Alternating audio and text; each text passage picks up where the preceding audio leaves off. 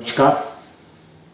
आप सबका आपके अपने YouTube चैनल रुद्रा वैदिकास्ट्रो में हार्दिक स्वागत। आज हम फिर धन के विषय में बात करेंगे। पिछले पार्ट में हमने जाना कि धनेश हमें कैसे धनी बनाता है, और इस पार्ट में आज हम जिक्र करेंगे कि ऐसी कौन सी स्थितियां, युतियां, दृष्टि या ग्रहों के संबंध हैं जिनसे कुछ ऐसे योग बनते हैं जिनके कारण जातक की जिंदगी में खुशहाली, वैभव, संपन्न जीवन व्यतीत करने का मौका मिलता है। वो अपनी जिंदगी के हर खुशी को ग्रहण करने की संभव होता है। कुछ ऐसे ग्रहों के संबंध, युति या एक दूसरे के ऊपर दृष्टि, राशियां कैसे काम करती हैं। मैंने पिछले पार्ट में भी बताया था कि पिछले पार्ट में धनेश के बारे में चर्चा की, इस बार ग्रहों के संबंधों की बात करेंगे। और अगले पार्ट में धन संबंधी जो शास्त्रों में पराशर जी महाराज ने धन योग या दूसरे विद्वानों में अपने अपने पुस्तकें, जो टेक्स्ट बुक्स हैं, जो कि कॉलेजेस या यूनिवर्सिटी में पढ़ाई जाती हैं और चिरकालीन प्रकाशित हैं, जिनके 10-15 एडिशन छप चुके हैं लगभग, और जिन्हें विद्वान मानते हैं, उनके आधार पर उन योगों की, उन श्लोकों की, योगों संबंधी श्लोकों की चर्चा करेंगे। तो बढ़ते हैं आज अपने विषय की ओर कि ऐसे कौन से संबंध हैं योगों के जिनके कारण जातक धनी बनता है, धन संपन्न, वैभवशाली जिंदगी संपन्न जीता है और खुशहाल होता है। धन कमाने का भाव कर्म भाव, कर्म भाव से शुरू करेंगे। अगर 10th हाउस में ये लगन है और ये है हमारा 10th हाउस, 10th भाव में अगर अग्नि तत्व की राशियां हो, पहली बात जो है अग्नि तत्व की राशियां, तत्व की राशि।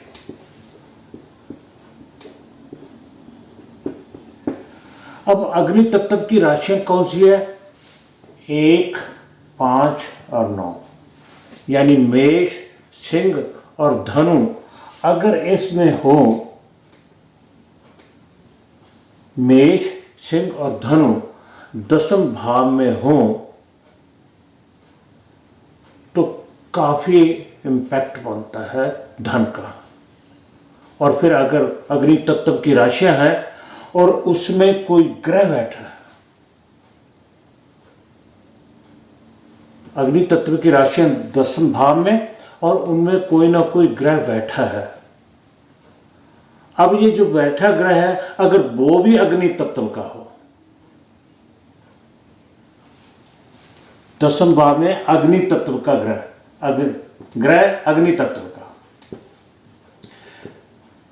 क्योंकि अग्नि तत्व का ग्रह कर्मठ काम करने में थकान नहीं महसूस करता और काम करता ही चला जाता है। अगर इसमें मंगल, सूर्य और गुरु, मंगल, सूर्य और गुरु हो, ये और भी सोने से सुहागा है। यानी कहने का भाव ये है कि 10th भाव में अगर अग्नि तत्व की राशियां हैं और अग्नि तत्व के ग्रह हैं, उसमें मंगल, सूर्य और गुरु ग्रह बैठे हैं तो बहुत अच्छा। परंतु ये ग्रह शत्रु राशि नीच राशि, अस्त, विषनिवास या शत्रुनिवास में नहीं होने चाहिए। अग्नि तत्व की राशियां, अग्नि तत्व की राशियां, अग्नि तत्व के ग्रह बैठे हैं तो बहुत अच्छा। अगर कोई भी ग्रह वहां पे बैठा है, सूर्य, मंगल, गुरु या कोई भी ग्रह बैठा है, अगर वो बैठा है वो भी अच्छा, परंतु नीच, अस्त नहीं होना चाहिए, शत्रु राशि में नहीं होना चाहिए, विषनिवास में नहीं होना चाहिए, शत्रुनिवास में नहीं होना चाहिए। अगर ऐसी कंडीशन है तो इंसान जिंदगी में इतना धन कमाएगा कि अपनी जिंदगी को खुशहाल, वैभव और संपन्न रखेगा हर लहजे से। अब अगर इसमें जो ग्रह बैठा है वो अपनी उच्च राशि का,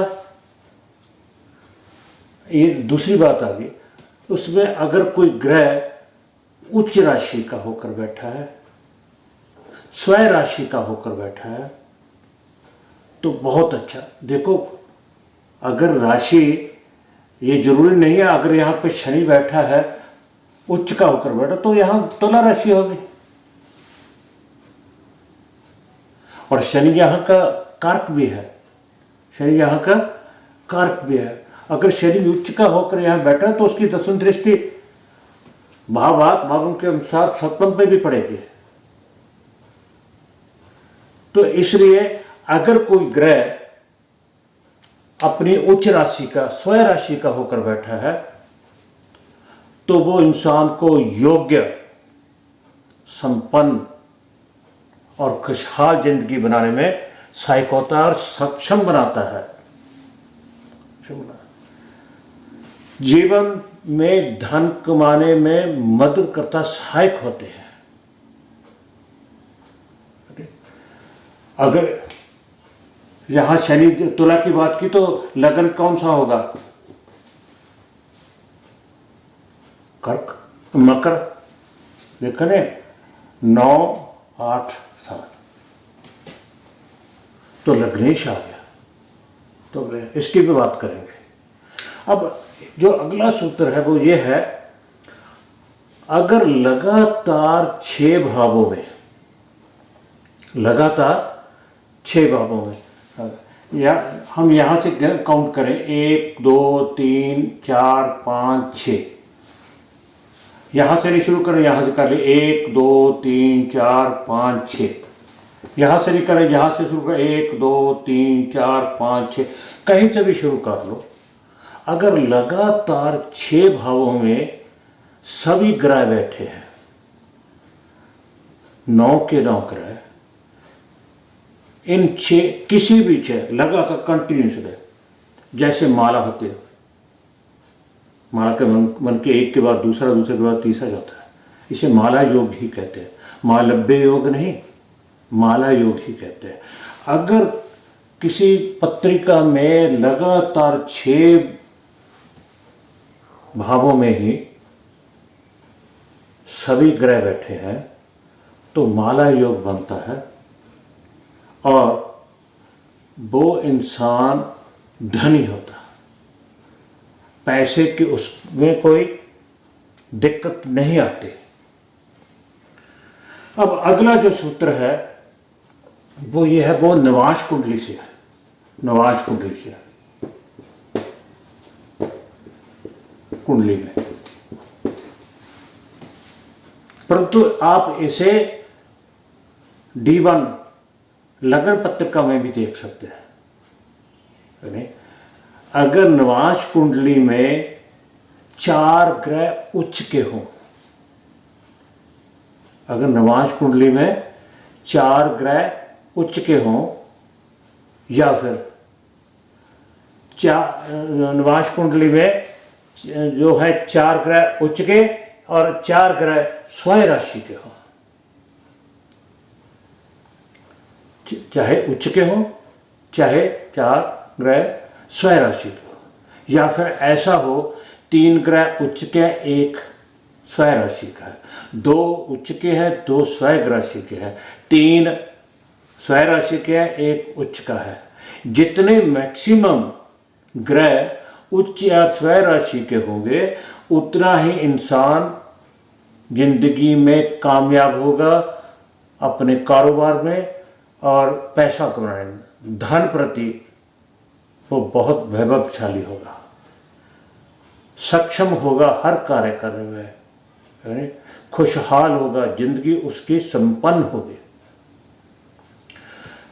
ये जो कुंडली की बात की, अगर ऐसा जन्म पत्रिका में भी दिखाई देता है तब भी ऐसा मेरा मानना है कि अगर ऐसे 4 ग्रह उच्च के या 4 ग्रह स्वय राशि के हों या दोनों को मिलाकर 4 ग्रह हों, कम से कम जितने अधिक होंगे उतने ही अच्छा और ग्रह बनेगा, ये योग बनेगा। अब बात आती है शुक्र की, क्योंकि जिंदगी को आनंददायक लग्जरियस बनाने में किसका हाथ होता है? शुक्र का। शुक्र आगे दूसरे भाव में है। शुक्र अगर सेकंड हाउस में है तो इंसान धन बहुत कमाता है, परंतु कंडीशन है कि वो नीच राशि का हो। नीच राशि का किस में होता है? कन्या में। अगर यहां कन्या राशि है तो लगन कौन सा हुआ? सिंह लगन हुआ। सिंह लगन की कुंडली में अगर शुक्र यहां है तो उतना फल नहीं देता। कहने का भाव है कि शुक्र नीच अस्त शत्रु राशि का ना हो, मगर बैठा कहाँ हो? दूसरे धन भाव में। यहाँ कोई भी राशि हो, ये बुध की राशि, बुध की राशि अगर यहाँ पे मिथुन हो या कोई और राशि हो, वो बैठा सेकंड हाउस में है, मगर वो ना नीच है ना अस्त है, ना शत्रु राशि का है, ना शत्रु निवास में है। तो ये शुक्र आपको माला माल करेगा। शर्त क्या है? नीच का नहीं होना, अस्त नहीं होना चाहिए। अरे और ये 6, 8, 12 का स्वामी भी नहीं होना चाहिए। 6, 8, 12 का स्वामी भी नहीं होना चाहिए। तो आप समझ जाएंगे कि शुक्र आपको क्या प्रदान करने वाला है। अगर 6, 8, 12 में का स्वामी है तो इसके फल में कमी आ जाएगी। उसके बाद अगर शुक्र इसमें दूसरे भाव में बैठा है, धन स्थान में बैठा है, और उसके ऊपर चंद्रमा की दृष्टि हो, चंद्रमा की दृष्टि हो और लग्नेश बलवान हो। इस बात का ध्यान रखना है कि शुक्र ना नीच का हो, ना अस्त हो, ना शत्रु राशि में हो, ना ही बेशनिवास या शत्रुनिवास में हो, और उसके ऊपर अगर चंद्रमा की दृष्टि है और लग्नेश बलवान है तो भारे न्यारे है। तो इसमें कोई शंका नहीं कि जातक जो है धनी नहीं होगा, बस शर्त शुक्र नीच अस्त या शत्रु राशि में ना हो, और 6, 8, 12 का स्वामी ना हो, लग्नेश बलवान हो, चंद्रमा की उसके ऊपर दृष्टि बढ़ गई तो और सोने के ऊपर सुहागा हो गया, और भी मजबूत हो गया योग। अब अगली बात करते हैं। अगर लग्नेश बलवान है, लग्नेश बलवान है, बलवान कैसे होगा? अपनी उच्च राशि में, अपनी मूल त्रिकोण राशि में, स्वय राशि का होकर केंद्र त्रिकोण में बैठा हो, केंद्र त्रिकोण का स्वामी होकर अपनी उच्च राशि का या अपनी मूल त्रिकोण राशि का या अपनी मित्र राशि का होकर बैठा है नहीं, बलवान हो गया नहीं। बलवान हम षटबल में भी जाकर देख सकते हैं। अगर लग्नेश बलवान है और उसके ऊपर चंद्रमा की दृष्टि है, लग्नेश बलवान चंद्रमा की उसके जाए, अगर ये मकर है तो शनि यहां बैठा और चंद्रमा की दृष्टि इसके ऊपर है। यहां सिंह राशि है, सूर्य हमने यहां बैठा लिया, सूर्य, और अब चंद्रमा उसे देख रहा है, चंद्रमा की दृष्टि है। सूर्य बलवान हो, सूर्य बलवान हो, बलवान कैसे होगा? अपनी उच्च राशि में होगा, स्वयं की राशि में होगा। सूर्य यहीं पे बैठा है, उसकी उच्च राशि कौन सी है? मेष, 4 3 2 1 यहाँ पे है, सूर्य यहाँ पे बैठा है और चंद्रमा यहाँ से दृष्टि दे रहा है। बलवान लग्नेश के ऊपर चंद्रमा की दृष्टि हो तो पैसे की कमी नहीं रहती। और इसके उलट दूसरा सूत्र ये भी कहा गया कि चंद्र के ऊपर अगर बलवान लग्नेश की दृष्टि हो, जैसे हमने यह मकर बनाया था तो शनि यहां बैठा है, शनि यहां बैठा है, बलवान लग्नेश हो गया, अपनी उच्च राशि का हो गया, और चंद्रमा यहां है, चंद्रमा यहां बैठा है तो कर्क राशि हो गया, यहां मेष, कर्क, तुला, और चंद्रमा अपनी राशि में हो गया, चंद्रमा में भी हो गया, केंद्र में भी हो गया, और दसम दृष्टि से शनि चंद्रमा को देख भी रहा है। इस परिस्थिति में भी पहला सूत्र जो था कि बलवान लग्नेश के ऊपर चंद्रमा की दृष्टि हो, अब चंद्रमा के ऊपर बलवान लग्नेश की दृष्टि हो तब भी धनी बनाता है, तब भी जातक को धनी बनाता है। अब एक बात और,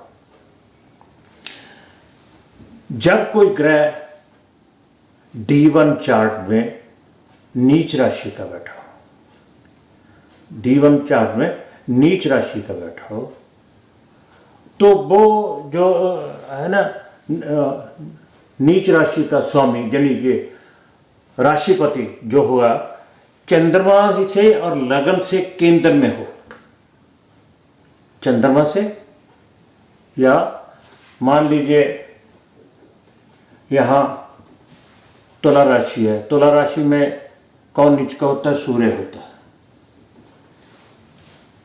सूर्य हो गया, और चंद्रमा यहां बैठा है लगन से, और शुक्र केंद्र में हो, शुक्र केंद्र में हो, और चंद्रमा से देखेंगे चंद्रमा से भी केंद्र में आ गया, लगन से देखेंगे तो लगन से भी केंद्र, दोनों में से किसी एक में भी हो, यानी नीच भंग राजयोग बनता है, नीच भंग राजयोग बनता है, तब भी इंसान धनी होता है, उसके पास पैसे आदि की किल्लत रहने तो उसकी जिंदगी सुखी, संपन्न, सक्षम, खुशहाल होगी, जिंदगी में हर खुशी को मानने वाला होगा।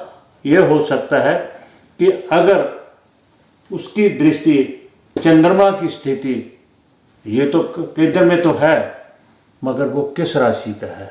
यहाँ तो अपनी राशि का है नहीं, कहीं शत्रु राशि का तो नहीं, कहीं खुद तो नहीं नीच राशि का हो गया, कंडीशन अप्लाई करती है नहीं। तो जरूरी नहीं ऐसे केंद्र में हो, तो चंद्रमा यहाँ बैठा है तो चंद्रमा यहाँ पर है तो लगन से नहीं, चंद्रमा से 1 2 3 4 यहाँ पे शुक्र बैठा हो, या शुक्र यहाँ पे है तो किससे आ गया? लगन से केंद्र में आ गया। चंद्रमा यहाँ है तो 1 2 3 4 चंद्रमा से केंद्र में आ गया। लगन या चंद्रमा से जो नीच राशि का राशिपति है वो केंद्र में हो तो नीच भंग राजयोग बनता है, इससे इंसान संपन्न होता है। अब बात आती है कि अगर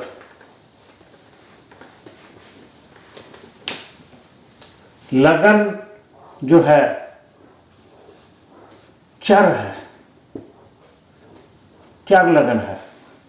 चार लगन कौन से होते हैं? 1, 4, 7, 10। चार लगन। और इनका स्वामी कौन होगा? मंगल, चंद्रमा, शुक्र और शनि। अगर चार लगन है और लग्नेश जो है नवांश में भी जाकर चार राशि में बैठा है। चार राशि कौन सी है? 1, 7, 1, 4, 7, 10। नवांश में भी वो चार राशि में ही बैठा है। और दूसरा सूत्र क्या है? लगन स्थिर है और स्थिर लगन का स्वामी नवांश में भी जाकर स्थिर राशि में बैठा हो। और इसी प्रकार द्विस्वभाव लगन है, द्विस्वभाव लगन का स्वामी लग्नेश नवांश में भी जाकर द्विस्वभाव राशि में बैठा हो, तब भी जीवन में जातक को पैसे की कमी नहीं आती। ये तीनों जो है चार, स्थिर और द्विस्वभाव। और अगला सूत्र क्या है? अगला सूत्र यह है कि अगर 9वें का स्वामी, 10वें का स्वामी आपस में संबंध बना रहे हैं, इनका आपस में संबंध है, राशि परिवर्तन है कि नहीं? पंचम और छठे का, छठे और सप्तम का, पंचम और छठे का, छठे और सप्तम का, नवम और दसम का। इन तीनों में से कोई दो स्वामी आपस में संबंध बना रहे हो। जैसे ये अगर अब मेष राशि की कुंडली बनाई हुई है,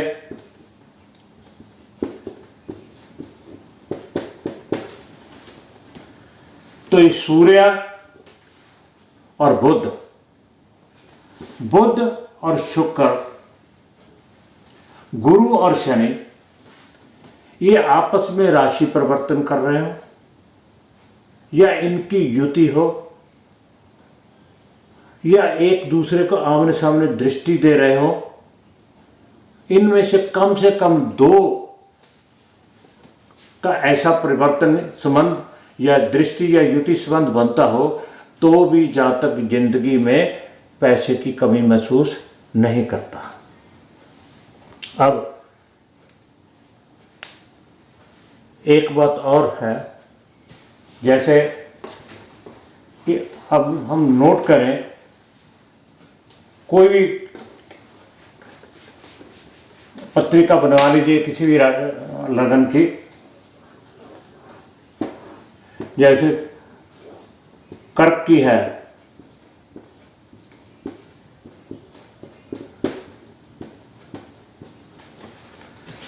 हम केंद्र के स्वामियों को नोट करेंगे और त्रिकोण के स्वामी को। केंद्र के स्वामी कौन है? चंद्रमा, शुक्र, शनि और मंगल। और त्रिकोण के स्वामी कौन है? मंगल और गुरु, मंगल और गुरु। हम ये नोट करेंगे कि केंद्र के चारों स्वामी कौन हैं और त्रिकोण के स्वामी कौन हैं। इनमें से हम जो लग्नेश है उसको मार्क कर लेंगे। अब क्या देखेंगे, बाकी जो 3 ग्रह हैं केंद्र के स्वामी हैं, उनमें से कौन कौन से ग्रह लग्नेश के शत्रु हैं। जैसे इसमें आगे शुक्र और शनि है, इनको हम इग्नोर कर देंगे। बाकी कौन से ग्रह रह गए? मंगल रह गया। और त्रिकोण के स्वामी कौन है? मंगल और गुरु। इन तीनों ग्रहों में अगर संबंध है, 2 युति करके बैठे हैं, तीसरा देख रहा है, तीनों युति करके बैठे हैं, तीनों इकट्ठे बैठे हैं, एक ने राशि परिवर्तन कर ले, दूसरा उसके साथ है नहीं, 2 ने राशि परिवर्तन कर लिया और तीसरा जो है उनको देख रहा है। यानी इन तीनों का आपस में संबंध हो तो भी जातक जिंदगी में धन की कमी महसूस नहीं करता। बात यह है कि इन जो युति या स्थिति जो बनती है वो 6, 8, 12 में नहीं होनी चाहिए। बार बार कहता हूँ हमेशा ही, ये अंडरस्टूड है, समझ लेना चाहिए अपने आप ही। आज इस पाठ में इतना ही। इसमें जितने जो मैंने योग या युतियाँ बताई हैं, इनमें जितनी ज़्यादा आप इस किसी पत्रिका में पाओगे, जातक उतना ही जिंदगी में सुखी जीवन, संपन्न, खुशहाल, वैभवशाली जिंदगी व्यतीत करेगा। अगर मेरी वीडियो अच्छी लगे तो लाइक, शेयर और सब्सक्राइब जरूर कीजिएगा। आप सबका बहुत बहुत